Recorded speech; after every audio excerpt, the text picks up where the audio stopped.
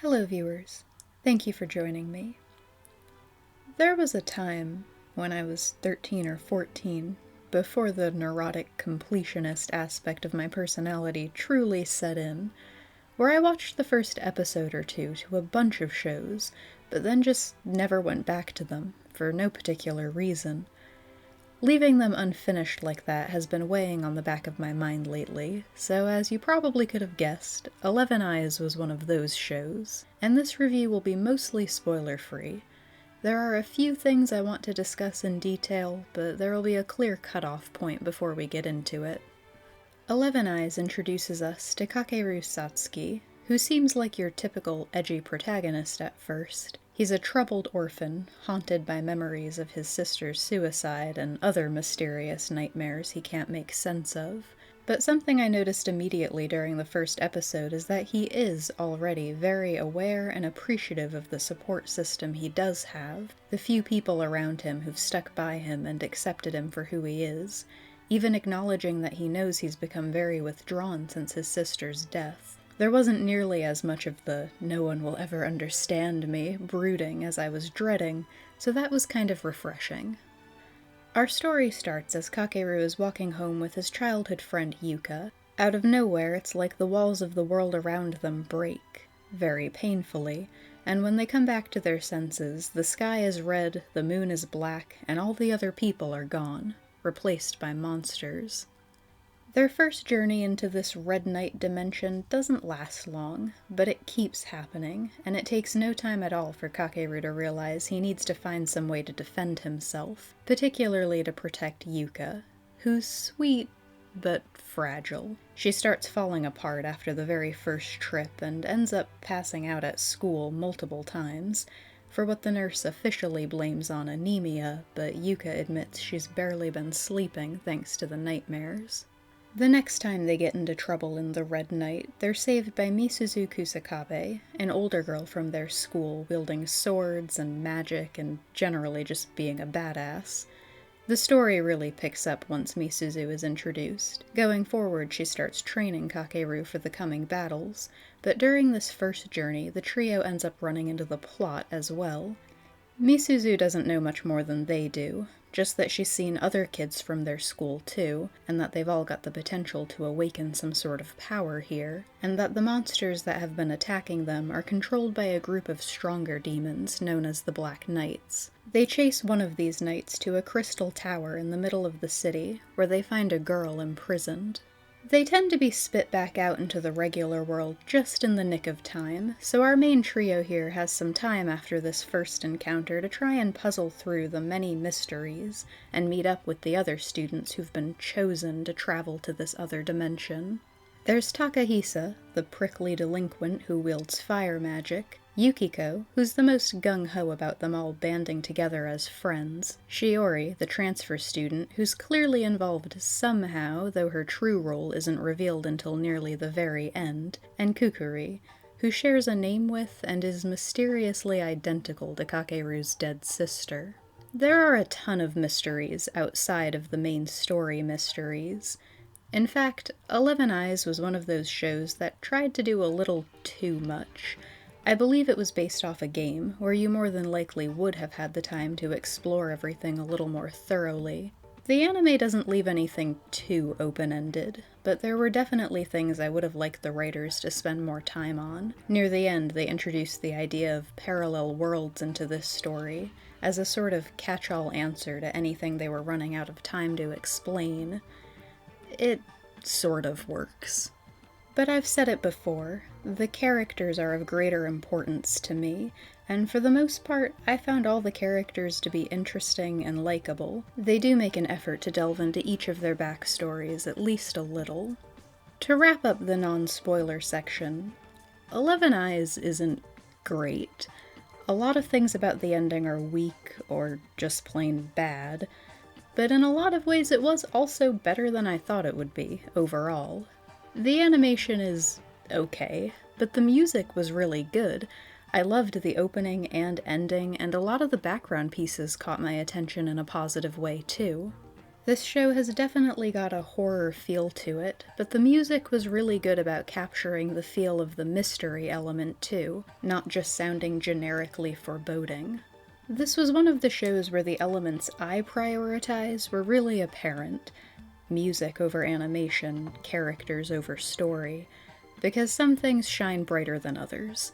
It worked out in my favor here, and I'd say 11 Eyes is one of those series where I enjoyed the journey enough to excuse some of the technical shortcomings, but those are things to consider when thinking about watching it yourself. Personally, the journey is what I'm here for. I think a series can still be perfectly enjoyable even if it's not the most amazing thing ever, and I like to try a little of everything. My recommendation to see this one does feel very conditional though, and I know a bad ending is one of the hardest things to get past. Okay, that's the end to the spoiler-free section of this review. If you've already seen 11 Eyes, I'm sure you know what's coming next. I can't end this without talking about Yuka, and talking about Yuka requires talking about a bunch of late series spoilers. So, Yuka was likable enough when the series started. She did give off a bit of a damsel in distress vibe right from the beginning, but there's always potential in violent series like this one for the type of character who can't handle any violence, like Yuka. It was worth noting to me, when they first encounter Lisette, the girl in the crystal, that Yuka is the one to push that they need to save her, while Misuzu is cautioning that something's not right here. There are a lot of places the series could have taken a character like this, but where they did end up taking her. The longer the series goes on, the more Yuka starts to fall apart, getting clingier to Kakeru the closer he gets to Misuzu through their training. So when she finally snaps, she goes all yandere on us, caring about nothing but Kakeru. Honestly, aside from that time she slipped a razor blade into Misuzu's tea, she's not even that much of a danger to the other girls. She just completely retreats to her own little world anytime Kakeru isn't in immediate danger or getting too close to someone else. It's disturbing. And I know that kind of character is supposed to be, but it just would have been so easy to make Yuka a better character. This break from reality coincides with Yuka's awakening, and she unlocks an ability to nullify everyone else's powers for short spans of time. Here's the thing. If Yuka's power turned out to be something just entirely destructive, I could see that being an acceptable last straw. One thing the series did that I did really like was to turn the tables a bit. Once Yuka awakens, she's just as motivated to protect Kakeru as he's been to protect her. That's a really cool idea for a character who started out as nothing more than the damsel in distress love interest. And in this version of events, maybe her friends could all band together and get her to appreciate that even a destructive ability could do good with the right wielder. And then we could just scrap her overdependence on Kakeru entirely, because there's no smoothing that over. Or, ideally, she never would have lost herself at all. Like I said, the power she did awaken felt very true to her peace-loving nature, something she loses with the mental break. It would have been nice for her awakening to just empower Yuka. She's so bothered by seeing anyone hurt that it would have been so easy to turn that around as motivation for her character. I would have loved to see Yuka become that sort of protector figure for anyone weaker than herself. With minimal effort, she could have been a really great character. The longer this went on, the more this lost potential pained me. Because if there's any defense to writing Yuka the way the series wrote her, it's probably the very end. We find out that the Black Knights are actually sort of the good guys, and Lisette is actually the evil witch Lizelot, whose memories have been suppressed ever since they sealed her away. Each of our heroes holds within them a fragment of this ancient relic that Lizelot plans to use to destroy the world, so the Black Knights have been fighting to destroy them so the witch can never get her hands on them. Yuka doesn't know this. She couldn't be bothered to pay attention to their group's mission by the time we learn this, but she's the one to ultimately save the witch and cause all the chaos of the final conflict. And this is the most frustrating part to me.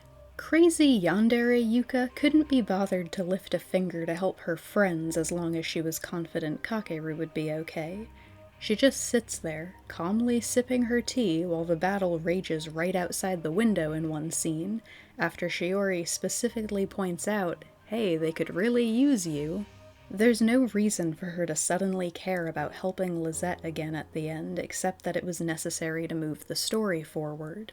It actually makes more sense for things to play out this way in a timeline where she had a more level head and still cared about everyone's well-being. That's what really drives me crazy about Yuka. That the better written version of her character actually makes more sense for the story. I'm not going to go into too much more. I actually didn't really mention Yukiko at all, and she was my favorite character. She was also really sweet and outgoing, but she'd turn into a tiny assassin whenever the situation called for it. She was basically what I'd hoped to see from Yuka.